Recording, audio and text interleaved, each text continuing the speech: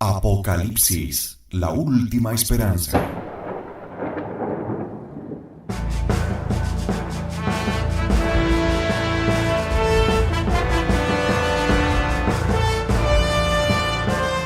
El tiempo se está acabando. La salvación está en riesgo. La fe y la verdadera doctrina tras un velo de falsedad.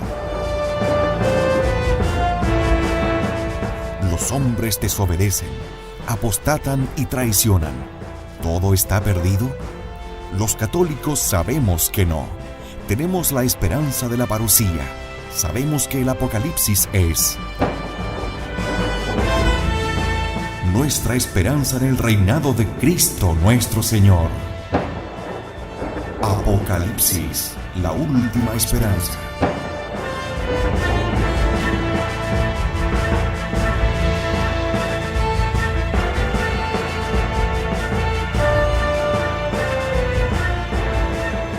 En Convicción Radio.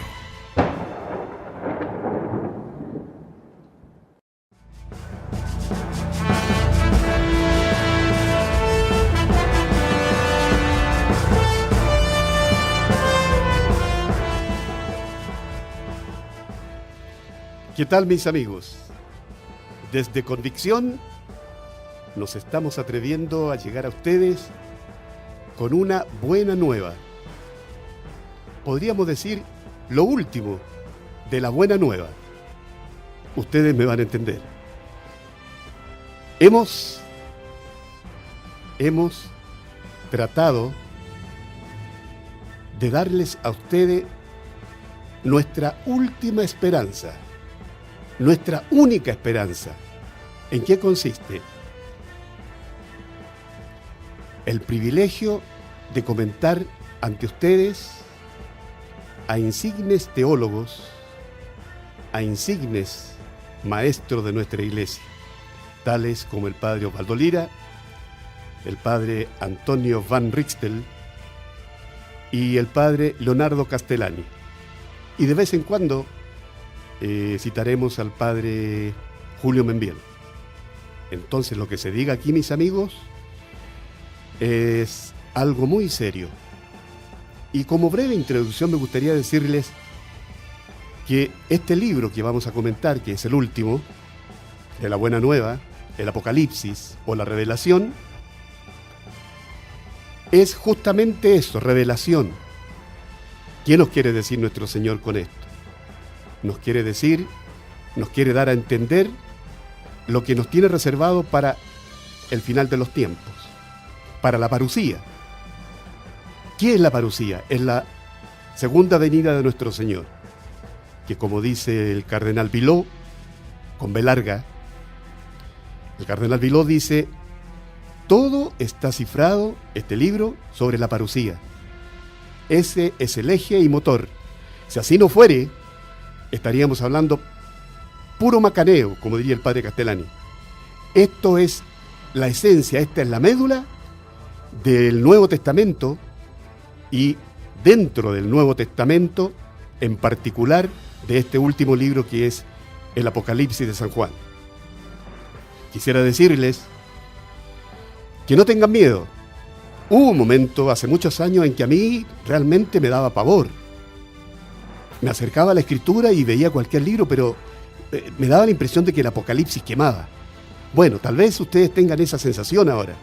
Yo les quiero decir desde acá de Convicción: olvídese del miedo, mi amigo. Esta es nuestra única esperanza. La parucía, nuestro Señor. Imagínense cómo está el mundo. Esto no da para más. Esto, como dijo un pensador católico, está peor que antes del diluvio.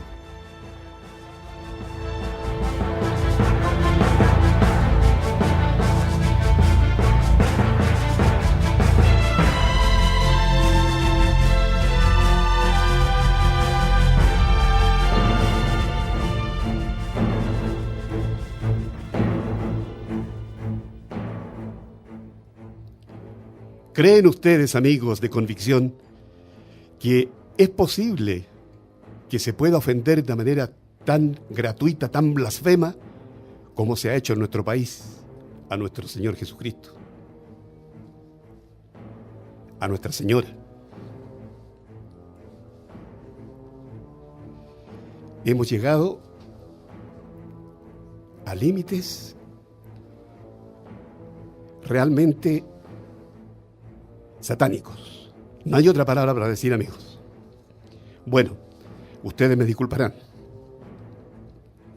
Entonces, yo quisiera, como introducción, decirles, siguiendo con lo que le estaba diciendo anteriormente, que le perdamos el miedo a este libro. Porque lo que nos dice es lo que justamente ya hemos empezado a vivir. Eso ustedes lo van a ver al final de este capítulo, cuando entremos a la sexta iglesia, que es la de Filadelfia, que de acuerdo a los padres, a los exégetas antes mencionados, corresponde al período de la iglesia en que estamos viviendo. Entonces, en esta explicación que más adelante les voy a dar sobre la sexta iglesia, queda bien claro de que ya hemos entrado a ese período de Satanás, donde se hace presente el hombre de iniquidad, pero que nosotros, a pesar de todo lo que hagamos, a pesar de todo lo que pongamos de nuestra parte para mantenernos en la lucha en el plano natural, la cosa se ve muy mala. Pero mis amigos, esto nosotros evidentemente que tenemos que sobrenaturalizarlo. Y al mirarlo de esta forma, de la parte sobrenatural, amigo mío, tenga usted la plena certeza de que vamos a ganar. Nuestro Señor Jesucristo no ha pasado carta de renuncia. Entonces, amigo mío, escuche lo que viene enseguida, porque de esto puede depender su salvación y la mía.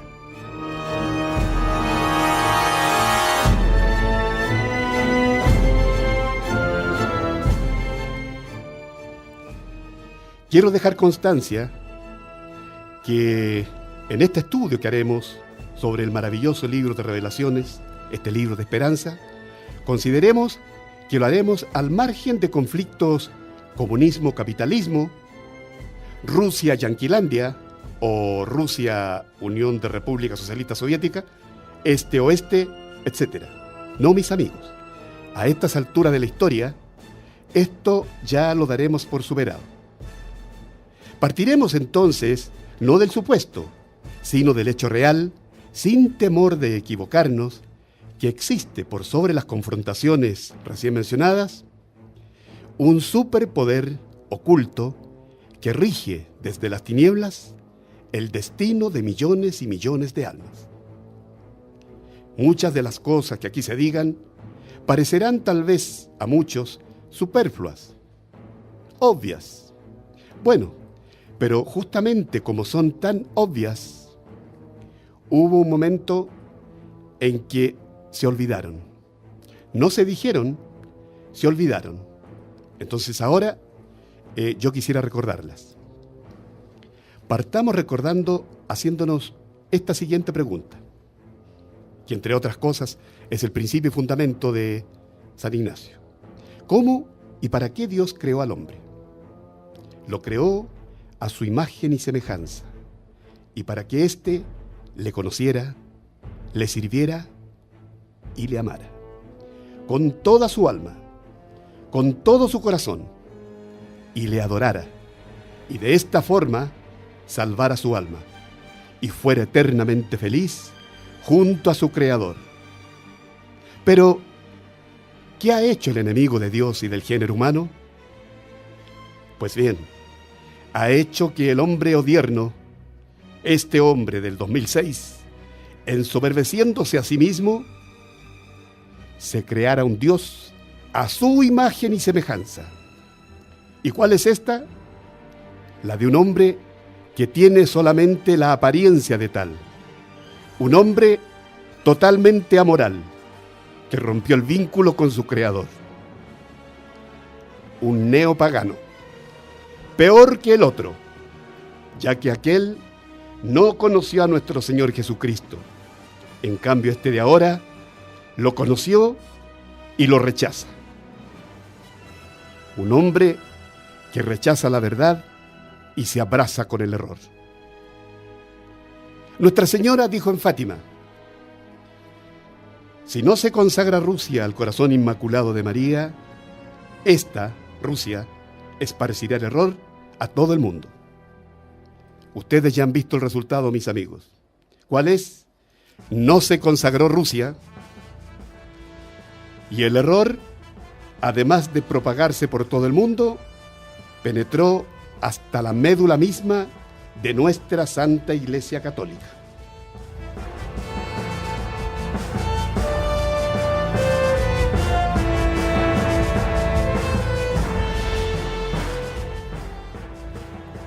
Otra cosa que hay que recordar. El comunismo en Yanquilandia, sabido es que está prohibido en el país, de manera que su propagación se ha hecho con el nombre de liberalismo. Pues bien, este liberalismo se ha diseminado de tal forma en el país que, como diría el padre Castellani, hasta los chicos escueleros están impregnados de él. ¿Qué tiene que ver todo esto con el Apocalipsis?, se preguntarán ustedes. Bueno, Donoso Cortés nos dice, en el fondo de cada cuestión política hay una cuestión religiosa. Digamos entonces que la derrota que Yanquilandia se autoinfirió en Vietnam tiene su inicio en el momento en que el poder oculto determinó el derrocamiento y posterior asesinato junto a toda su familia de Ngo Dinh Diem, el presidente católico de Vietnam del Sur. Y aquí, si ustedes me permiten, voy a hablar un poquito sobre el Nirvana, que es, de acuerdo al budismo, esa gracia especial y el anonadamiento en la divinidad que se le promete al justo. Junto con esto, existe, evidentemente para ellos, la prescindencia total de las cuestiones materiales, incluso la política. Pero vean ustedes el golpe maestro de Satanás, o dicho de otra forma, del comunismo, lo que sucedió. El comunismo, viendo que tenían a un presidente como Diem, ¿qué hizo? Infiltró al budismo. O sea, se valió de esto para que ellos, haciéndole caso a este poder oculto que antes mencioné, pensaran que el enemigo que tenían, el peor, era Diem, y que incluso pensaba perseguir de tal forma al budismo que prácticamente extirparlo. Bueno, fueron influidos de tal forma que llegó un momento, no sé, los de más edad se acordarán, que cuando íbamos al cine en la década, hablemos del 65, 70, 75, empezaron a aparecer constantemente aquellos noticieros que, cosa curiosa, usted fuera al cine que fuera, siempre estaba presente esto que hacían los bonzos budistas como ya un sacrificio final, que era la autoinmolación, es decir, ellos se quemaban. Ahora, bueno, en aquella época esto me pareció a mí normal, pero después de ya transcurrir unas 3 décadas y haber empezado a quemarme un poquito las pestañas para ver qué había detrás de todo esto, bueno, ¿qué sucede? Nunca el bonzo se quemaba él mismo con el fósforo, siempre había otro. Bueno, y aquí entonces está la cosa, es decir, a usted se le está ocurriendo lo mismo que a mí se me ocurrió. Es decir, el bonzo, cuando ya estaba en ese momento final, no era él. Estaba dopado, drogado, lo que usted se imagine, pero ya era otra persona. Él estaba enajenado. Y de esa forma entonces hacía este sacrificio. Bien, mis amigos, con esto ahora les voy a dar la definición de esto que vamos a tratar aquí, que no es escatológico. El padre Castellani dice que es escatológico. La palabra en griego es muy parecida. Bueno, y en castellano también.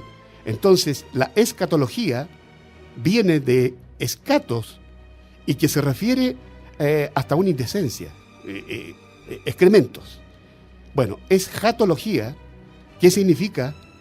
Las postrimerías. Esto que vamos a hacer nosotros, que es el estudio de los últimos tiempos.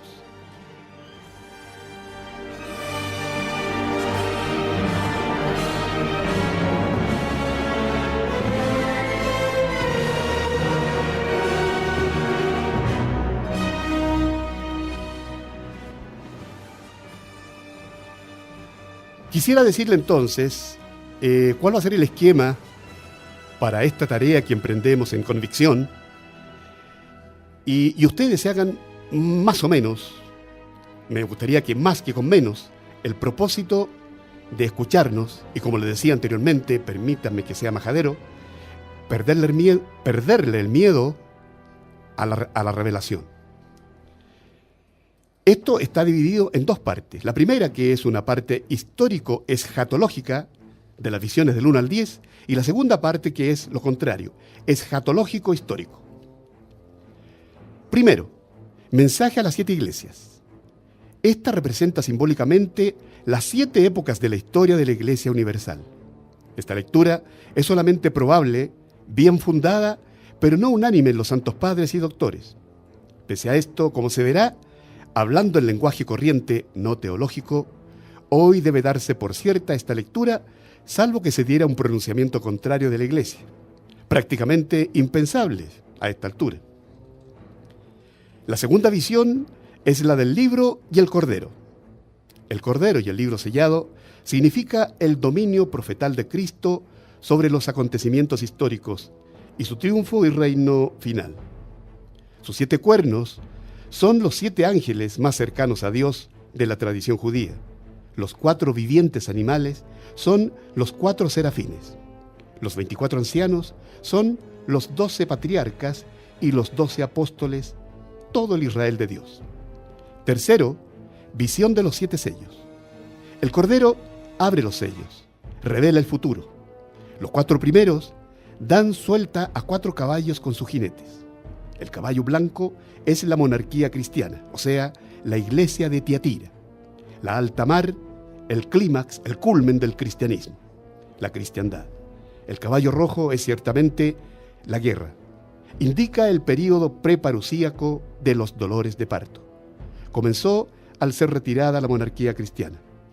El caballo negro es también manifiestamente la carestía, o como dicen hoy, la postguerra, la crisis o el crack. Los pobres amenazados de muerte, los ricos seguros, capitalismo mundial. El caballo amarillo, o sea, bayo, chloros, dice en griego, es la última persecución y con razón su jinete se llama muerte, que mata con espada, hambre. Y las fieras, que Juan y los primeros cristianos conocían bien en el Coliseo.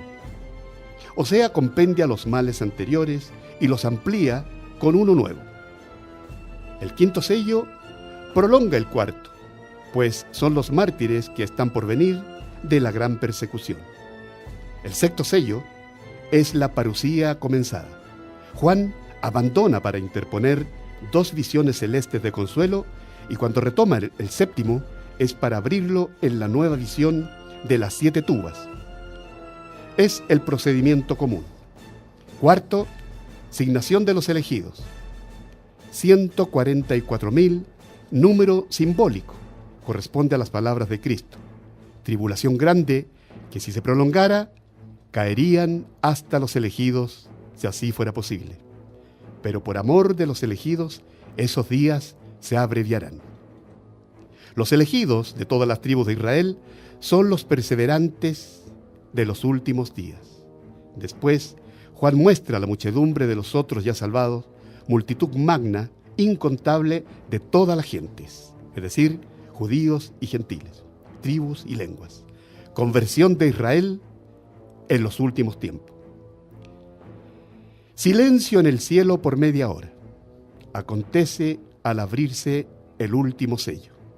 Significa que habrá un periodo de paz para la iglesia al comenzar el mal tiempo, y muy corto, y corresponde a la asignación en la cual los vientos de la tierra serán sujetados y no levantarán el fragor de las olas del mar, de los negocios terrestres, que dice Cristo tendrán angustiados a los hombres en los últimos tiempos.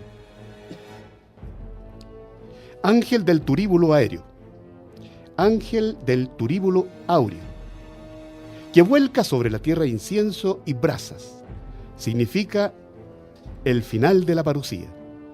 Juan vuelve atrás entonces otra vez a la historia misma del mundo con las 7 tubas, que son las trompetas o bocinas. Quinto, visión de las 7 tubas. Las tubas significan las grandes herejías. Son cambios de frente que los antiguos indicaban con toques de trompa en la historia de la humanidad religiosamente contemplada. La primera tuba es la herejía arriana, conjunta con la invasión de los bárbaros al imperio.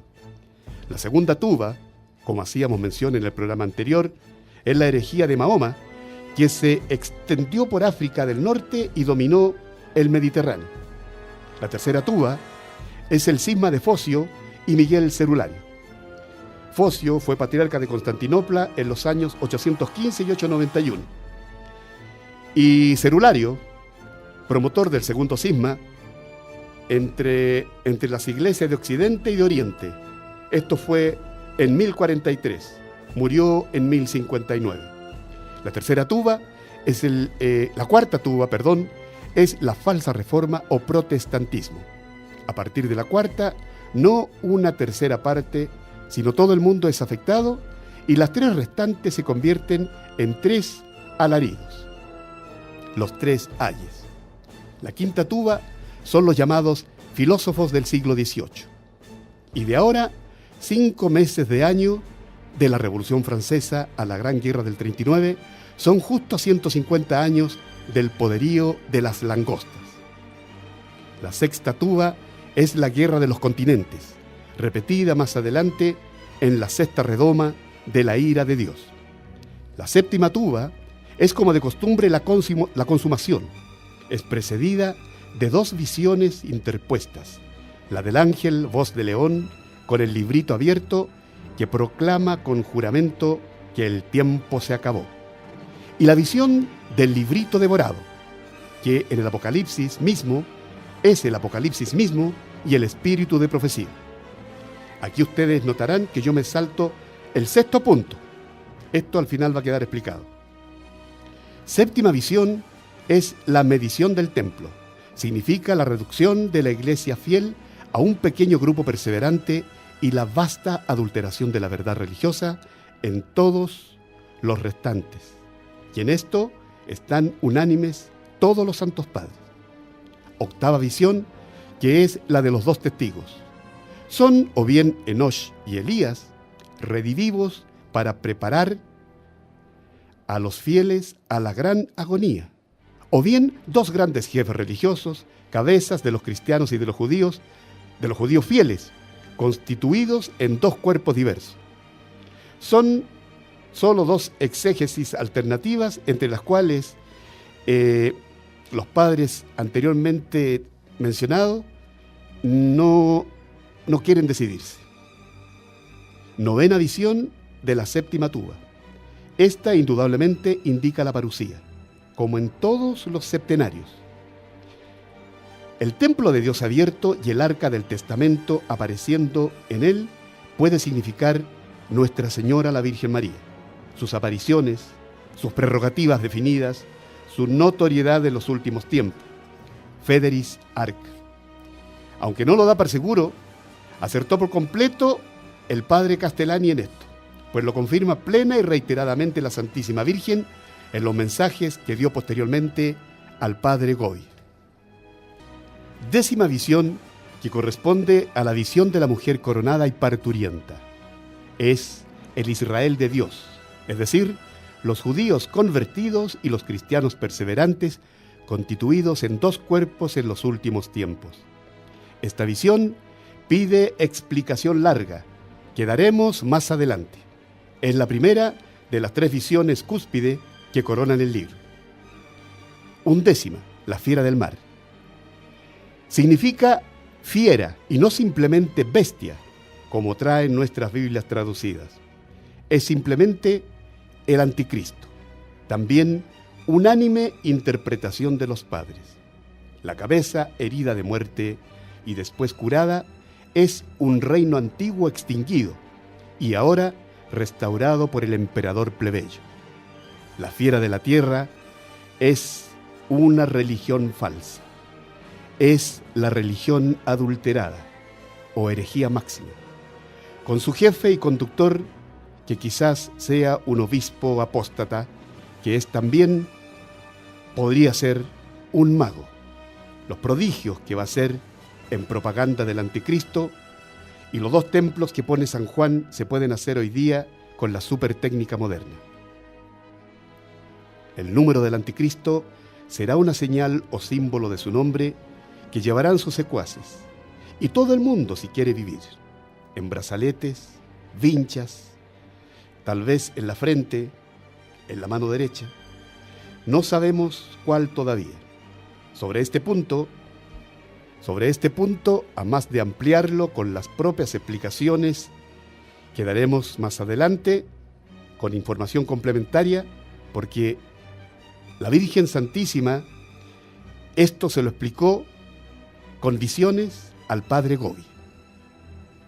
Duodécima visión es la de las vírgenes y el Cordero. Son los elegidos, 144.000. Son los elegidos de la visión 4, ya liberados. Vírgenes significa que no se mancharon con la fornicación, es decir, la idolatría. Es entonces los que no se mancharon con la fornicación de la religión falsificada, la cual fornicación o apostasía propaga la mujer ramera. Esto es en la visión 16ª. 13ª visión es la del Evangelio eterno. Es el mismo Apocalipsis develado y comprendido en los últimos días. Sigue el preanuncio de la destrucción de la ramera y la amenaza a los apóstatas. 14ª visión del segador sangriento. Alude a la gran guerra de los continentes.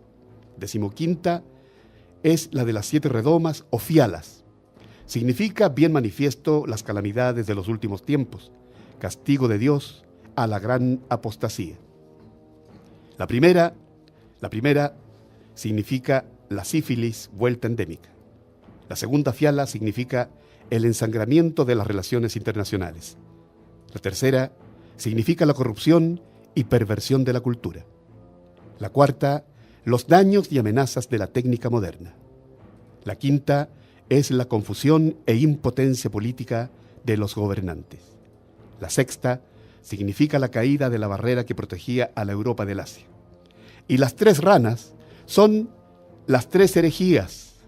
Imagínense ustedes, el liberalismo, el comunismo y el modernismo. Dicho de otra forma con respecto al modernismo, lo que dijo el cardenal Bilot cuando le recomendó a San Pío X que no terminara el Concilio Vaticano II. Es decir, la cloaca donde vienen a parar todas las herejías sabidas desde el principio hasta nuestros días. Eso es el modernismo, amigo, para que usted se vaya habituando. De repente usted esa palabra por extensión la usa en otra cosa, pero tenga cuidado. Modernismo es la última de las ranas. La séptima es la parusía, precedida por transición literaria por la caída de la Babilonia, la urbe capitalista. La 16ª visión es la de la gran ramera. Esta visión la explica el ángel mismo de la profecía. Las precisiones están en la exégesis moderna, como en Newman, Piper, Peterson, Manuel Lacunza y Eizaguirre. Algunas son conjeturables, por supuesto, como se deja constancia en el propio lugar más adelante. 17ª visión es la del juicio de Babilonia. Esta es una gran ciudad capitalista, asiento al mismo tiempo de la religión falsificada. Los 10 cuernos y las 7 cabezas, añadidas por San Juan a la visión de la fiera en Daniel, son reinos o naciones, 10 pequeños reinos que surgirán en los últimos tiempos, quizás de raíz comunista, que destruirán la ciudad ramera y serán luego unificados por el emperador plebeyo en su restauración del Imperio Romano, por lo cual durará muy poco, 1 hora. Babilonia cae, es incendiada y aniquilada por bombas nucleares, pues dice el profeta 3 veces que es destruida en 1 hora. El profeta la describe como puerto de mar, capitalista y apóstata. Usted está pensando en lo mismo que estoy pensando yo, porque da la impresión que no fuera la capital de un país, sino más bien la capital de un imperio capitalista. ¿Estamos hablando de lo mismo? En la 18ª visión es la del reino milenario. Yo no puedo interpretar el capítulo 20, dice el padre Castellani, o sea, creer que el profeta pega un salto de repente atrás hasta el principio del Apocalipsis. ¿Y qué significa esto? Hay algo incongruente. Y aquí el padre Castellani nos dice que no es posible hacer un exégesis de este capítulo 20 de manera alegórica. Y la única forma en que tiene que ser explicado es haciéndolo de una manera literal simbólica. Y ahora, ¿en qué consiste la forma alegórica?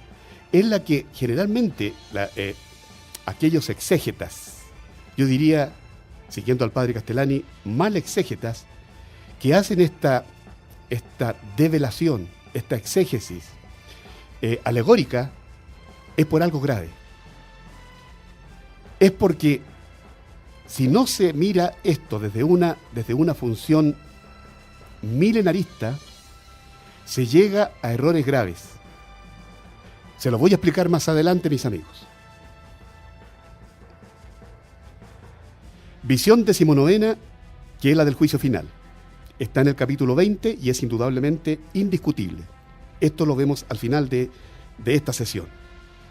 Y 20ª visión, que es la de Jerusalén triunfante. La nueva Jerusalén es el mundo de los resucitados. Y después, en el capítulo 22, el cielo empíreo, o sea, el mundo de la visión beatífica.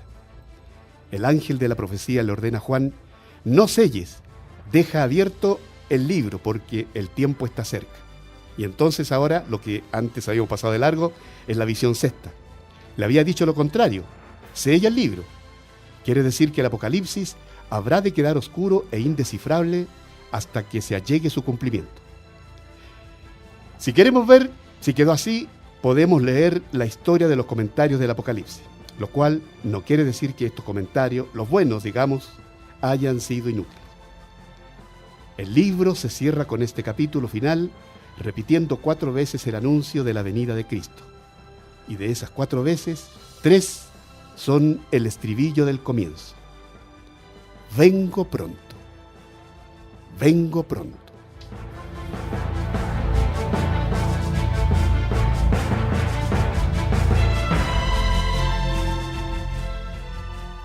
Esta fue la introducción, mis amigos.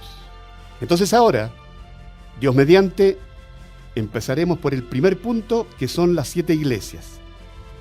¿Qué comprenden las 7 iglesias? Es la época que transcurre desde nuestro Señor Jesucristo hasta, digamos, el final de los tiempos. Ya más adelante esto va a quedar claro, el final de los tiempos. Entonces, se le da el nombre de cada una de estas iglesias a las diferentes épocas desde nuestro Señor Jesucristo hasta nuestros días. La primera es la de Éfeso. Significa ímpetu y representa el inicio de la iglesia apostólica hasta Nerón. Leo el versículo 2. Conozco tus obras, tus trabajos y tu paciencia, y que no puedes sufrir a los malos, y que has probado a los que se dicen apóstoles y no lo son, y los has hallado mentirosos. La segunda iglesia es la de Esmirna. Significa mirra. Desde Nerón a Diocleciano. Diocleciano reinó de 284 a 305. Es la edad de los mártires. La mirra es una sustancia amarga, símbolo en la escritura de dolores, dolores corporales. Los 3 reyes ofrecieron al niño Dios oro, incienso y mirra, como rey, Dios y hombre que era. Versículos 8, 9 y 10. Estas cosas dice el primero y el último, el alfa y el omega, el que estuvo muerto y volvió a la vida.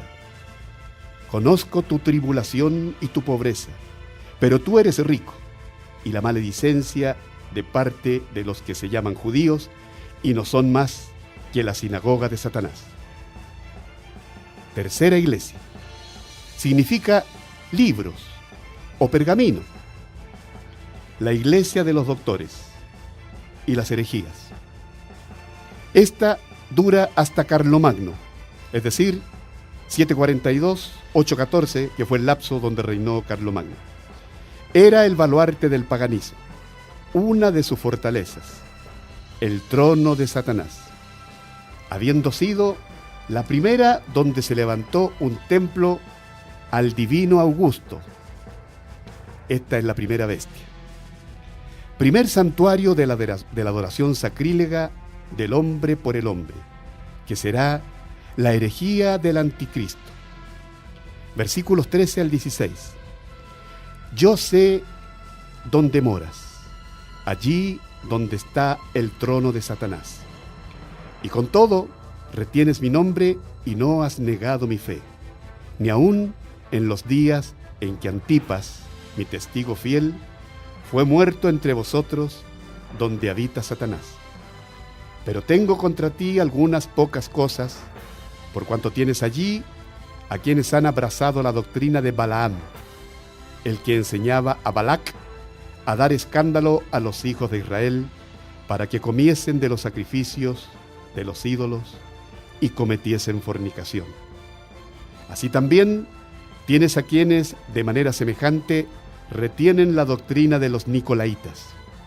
Arrepiéntete, pues, que si no, vengo a ti presto y pelearé contra ellos con la espada de mi boca.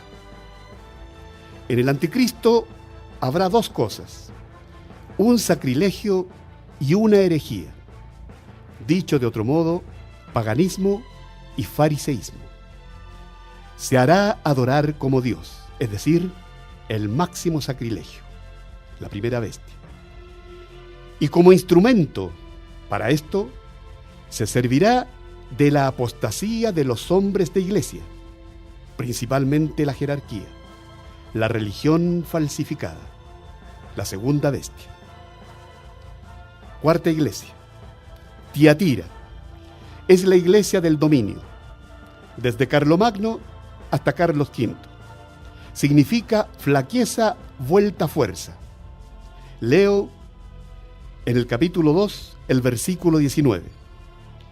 Conozco tus obras, tu amor, tu fe, tu beneficencia y tu paciencia, y tus obras postreras son más que las primeras. Me salto al versículo 20. Pero tengo contra ti que toleras a esa mujer Jezabel, que dice ser profetisa y que enseña a mis siervos y los seduce, para que cometan fornicación y coman lo sacrificado a los ídolos.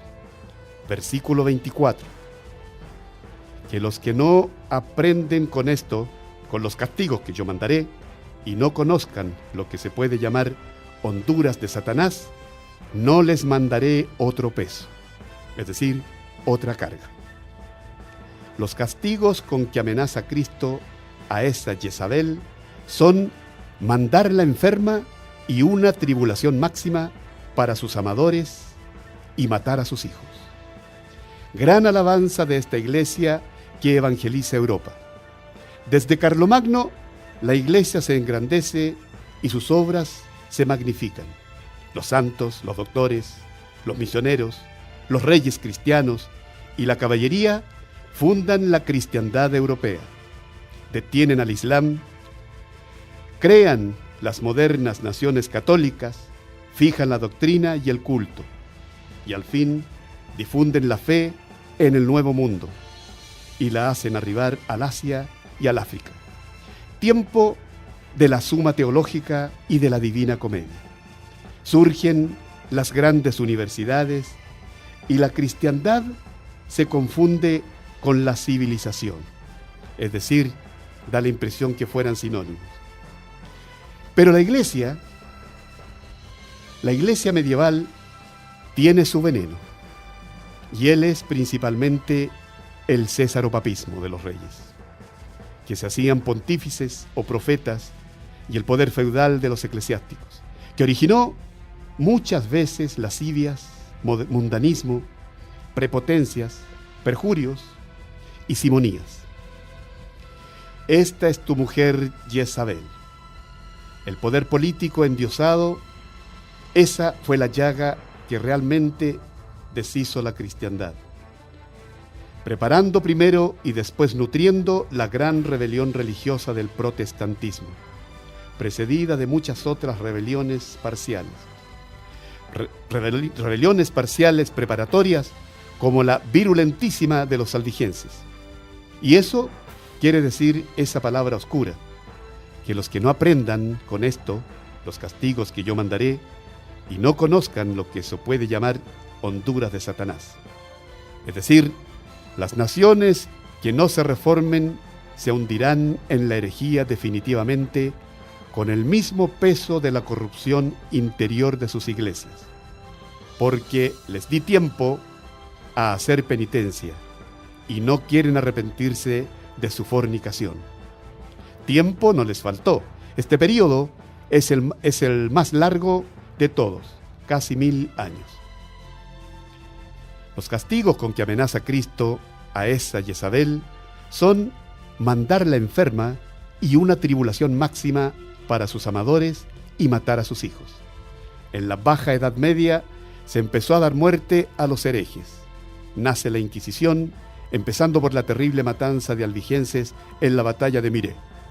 Y hubo en el siglo XIV una crisis europea horrorosa, caracterizada por la peste de la muerte negra que diezmó cerca de 1/3 de Europa, acompañada de toda clase de desórdenes, guerras feudales, bandidaje y luchas eclesiásticas, las cuales culminaron con el llamado Cisma de Occidente.